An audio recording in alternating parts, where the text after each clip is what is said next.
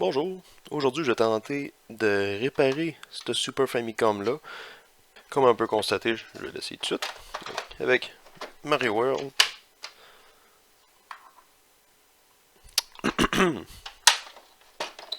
On va reset ça. Voilà. Donc Mario World, aucun problème. Mais, ok, peut-être le slot est un peu janky aussi, là, juste en accrochant un cassette qui a lâché. Si on essaye F0, on voit que l'écran le reconnaît, mais il se passera jamais rien. Vu que celle-là ici, c'est la première génération, on peut le constater par en dessous qu'il y a les 4 pattes de rubber. Les nouveaux ici vont avoir du plastique là. Donc j'ai envie de le récupérer. Donc c'est pour ça. J'ai mon autre Famicom ici, que c'est une version un peu plus récente. On voit ici ça par les pattes en plastique. Puis celui-là ici, on voit le case n'est pas en bon état. On voit ici qu'il y a une belle craque. Mais lui, on peut constater qu'il n'y a aucun problème. Mettons, pas bien long, on va trouver la plug. Mettons qu'on essaye F0. On voit que lui, aucun problème. Donc, mon but, c'est de me faire un peu de fun, essayer de dessouder le processeur de lui, puis l'amener dans lui. Je sais que lui, c'est la première génération. Lui, il est en bon état, donc j'aurais envie de le récupérer tel quel. Je peux juste prendre le board de lui, puis l'amener ici. J'ai essayé, ça fait pas. Donc c'est pour ça que je vais essayer, juste à cause d'une coche en haut. Lui, il a comme le board avec le board de son ici. Puis ça fait juste que le board est d'une forme un peu différente. Il faudrait que je coupe du plastique pour le faire fitter, fait que ça me tente pas. Je vais essayer de juste dessouder le processeur, puis l'amener ici. Ok, premièrement, on doit le démonter. On a une belle petite surface, le tapis de souris. Puis ça ici, j'avais amené ça. Un mauvais processeur, ça fait qu'il est très limité sur le nombre de jeux. Que je joue à Super Game Boy puis Mario World, donc j'ai juste fait un petit méchant processeur qui est très difficile sur ses choix de jeu. Yup. Ok, donc on va commencer à dévisser ça avec mon merveilleux tournevis.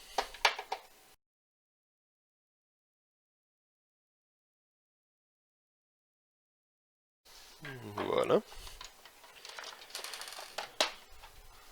Il manque une vis. On va trouver, elle est là. Yup. Voilà.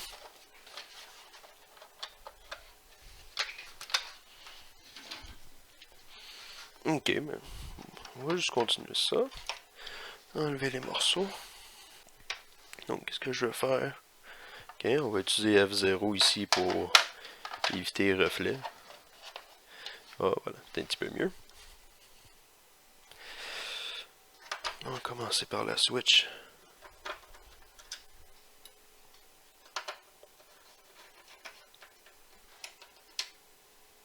Amener ça ici à une place un petit peu mieux. On va l'amener ici.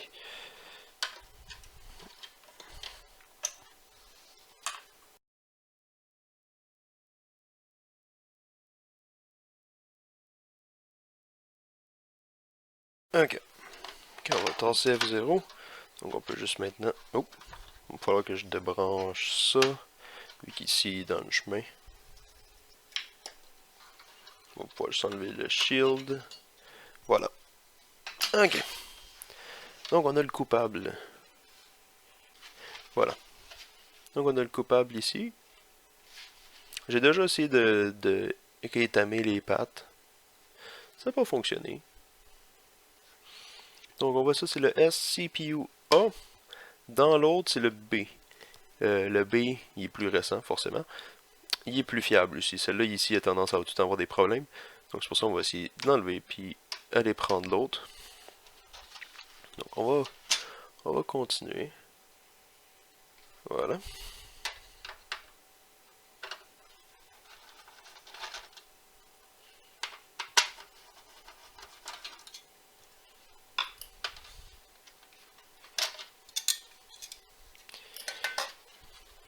Ok, il manque une vis. Non, 3 vis encore. Il y a une vis là, un autre ici.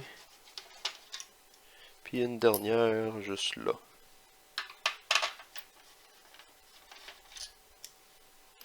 Voilà. Maintenant, on peut juste tirer sur le board. Ok. Donc, on va juste prendre le fer. Puis, souder. Juste ramener de la nouvelle étain, avoir un petit peu de... Juste avoir de quoi chauffer, avoir une masse. C'est plus de masse qu'il y a, c'est plus mieux qu'il va garder sa chaleur.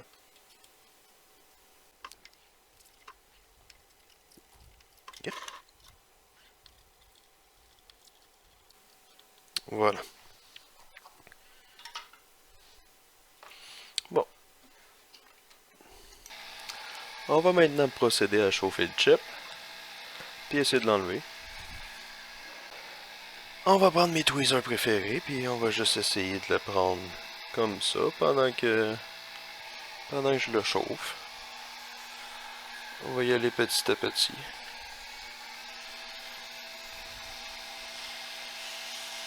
On va juste essayer de chauffer le board un peu avant.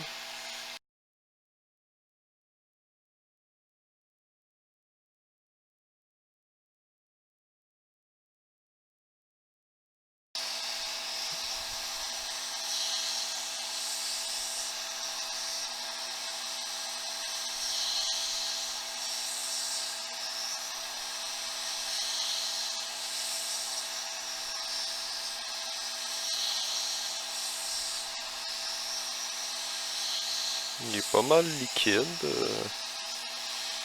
Ça ne prendra pas grand chose pour sortir de là. Ah. Et voilà. Au. Il est encore très chaud quand il est ici. On va pouvoir nettoyer cette surface-là. Avec la belle tresse à dessouder, on va partir un petit bout de neuf.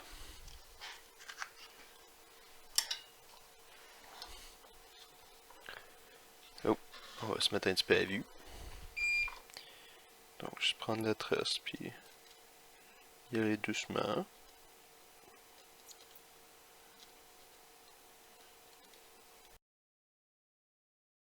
Avec la tresse à dessouder, on voit que je vais dans le sens des pads.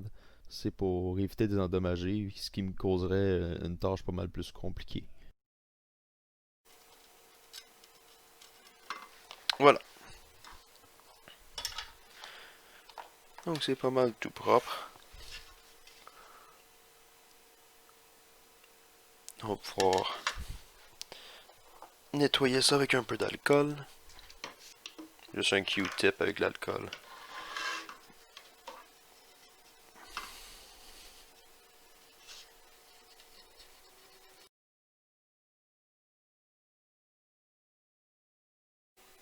Voilà. En dessous, il devrait y avoir un petit peu de coulis. Non, tout est beau. C'est le trou, en fait, qui mène de l'autre côté. Là. On va au travers des vias, il y en a peut-être un petit affaire, là. C'est pas grave. On va juste analyser.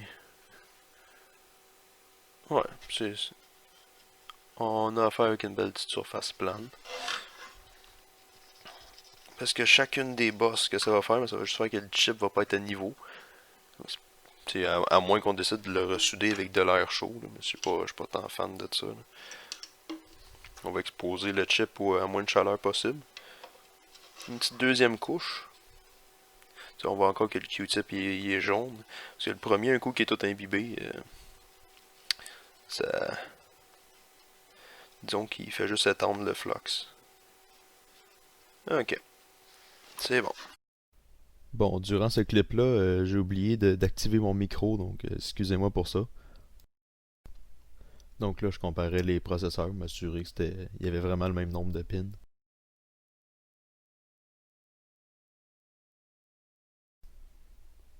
Puis là, c'est pas mal le même principe qu'avec l'autre chip. Là, je rajoute de la soudure, puis ensuite je le chauffe. Là, c'est rien de trop compliqué.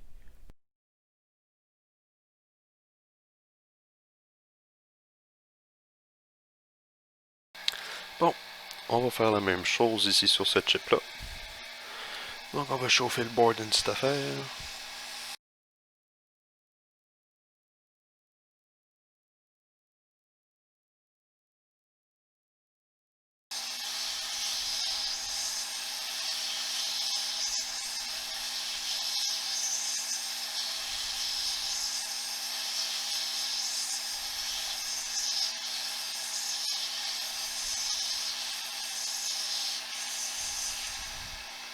Voilà.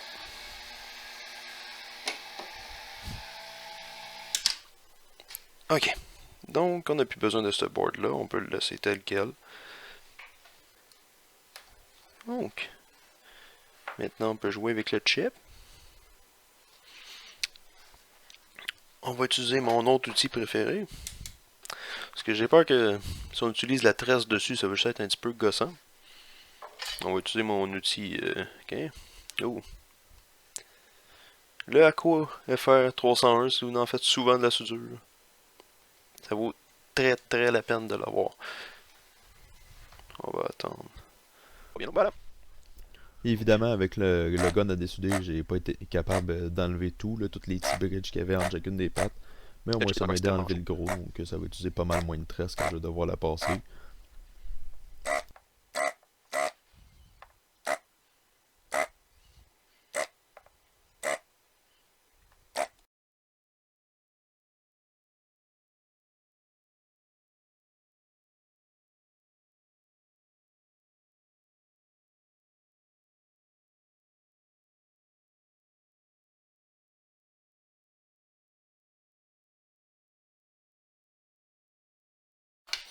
On va essayer une technique de... On va prendre du tape double face, coller ça sur le chip. En fait, donc, on va coller ça sur la table. On va coller le chip dessus.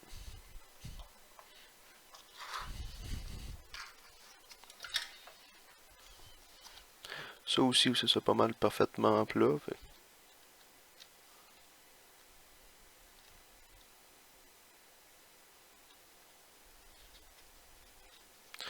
J'y vais extrêmement doucement, faut pas crocher les pins.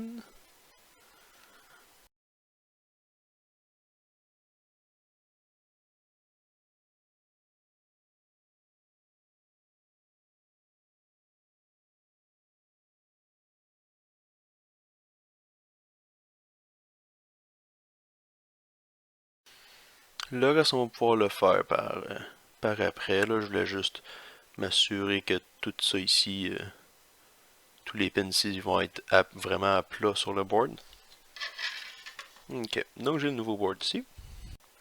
Bon, en me fiant à l'ancien clip, il va dans cette orientation-là.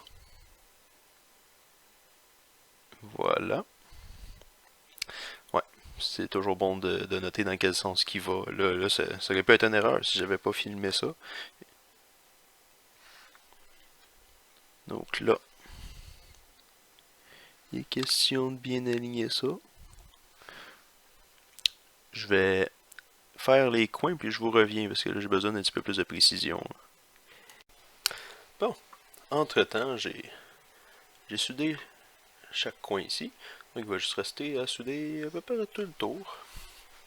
Pour ça, on va utiliser un peu de flux. C'est assez nécessaire pour faire des belles soudures. On va essayer d'en mettre un petit peu.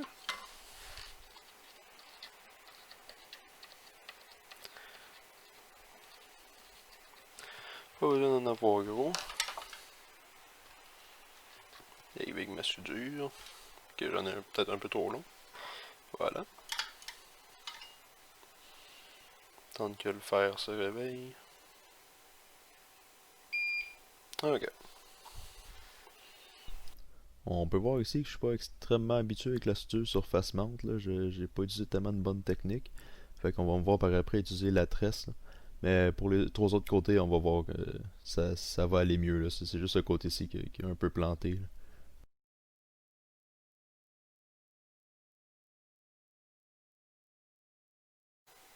Bon, ce côté-là est fait. On va passer à l'autre.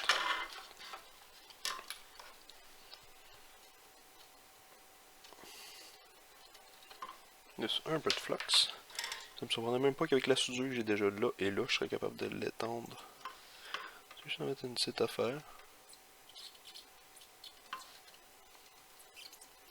Puis étendre ça.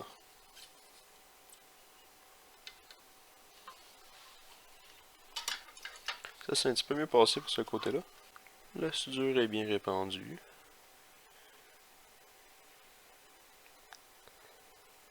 On va passer à l'autre côté.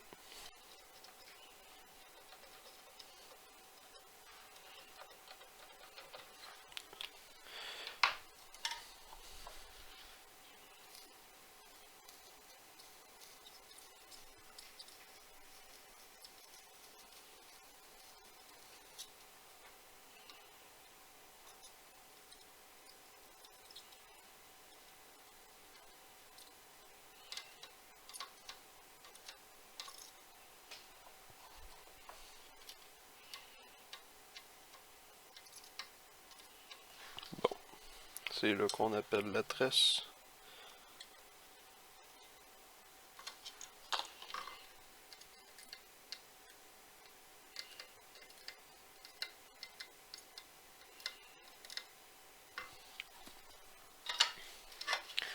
On va regarder ça. C'est pas super. En fait, il y a comme une coupe de pins ici. Bon, c'est quand même correct. Je passerai juste une petite affaire, la tresse sur le dessus des pins.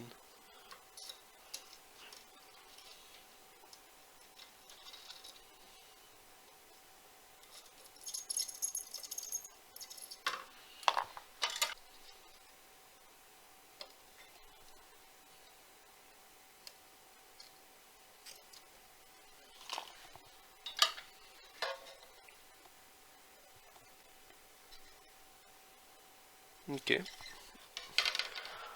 On va passer au dernier côté.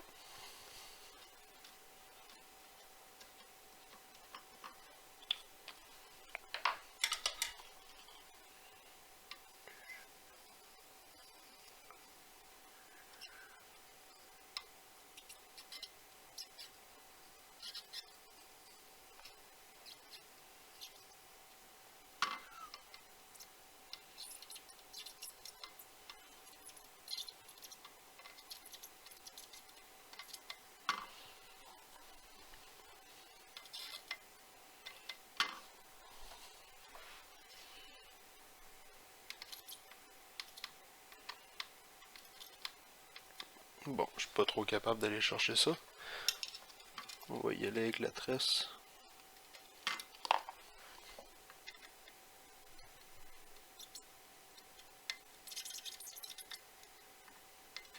Voilà. Bon. Donc, c'est le dernier côté de fait. Donc, je vais m'assurer qu'il n'y a aucun court-circuit, puis après on va pouvoir tester ça. Bon, je me suis assuré qu'il n'y a vraiment aucun court-circuit. Il y en avait quelques-uns à cette hauteur-là, ici. Il y en avait quelques-uns ici qui étaient shortés. Ça ici, ça ne l'est pas. Là. Mais maintenant, pas mal tout est beau. Donc on va juste nettoyer le flux, puis on va essayer ça. Qu'est-ce que je vais prendre? Ça va être une brosse à dents, quand même assez utilisée. Puis, super wash.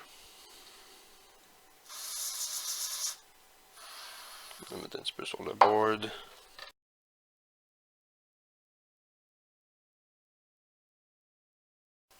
Bon, on est au moment de vérité. On va vérifier ça. Et il me faut une switch. Ok, j'en ai une ici.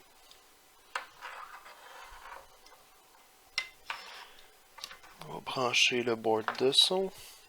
Il y a certains jeux qui ne fonctionnent pas quand que le board n'est pas là. Ok. Donc, on va juste l'allumer. Il sort rien. Puis le chip chauffe pas, fait que c'est déjà bon. Par contre, c'est pas excellent qu'il y ait rien. D'habitude, il est censé sortir au moins quelque chose, si je me trompe pas. On va mettre F0.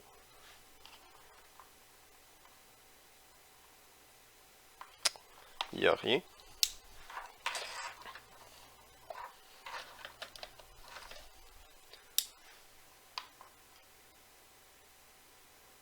Il n'y a toujours rien.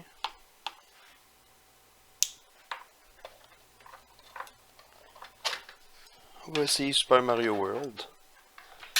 Que lui, c'est un jeu qui fonctionnait.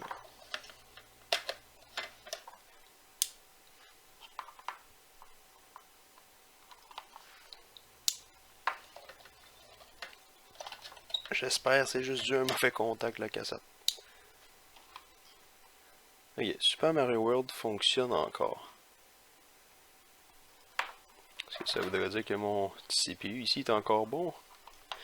On va essayer encore F0 quelques fois. Bon. Voilà. Donc, on a réussi à remplacer le processeur. F0 fonctionne. Ici, je l'ai de remonter. Il est branché sur mon moniteur de Commodore. Donc, on va l'essayer avec F0. On voit qu'il fonctionne.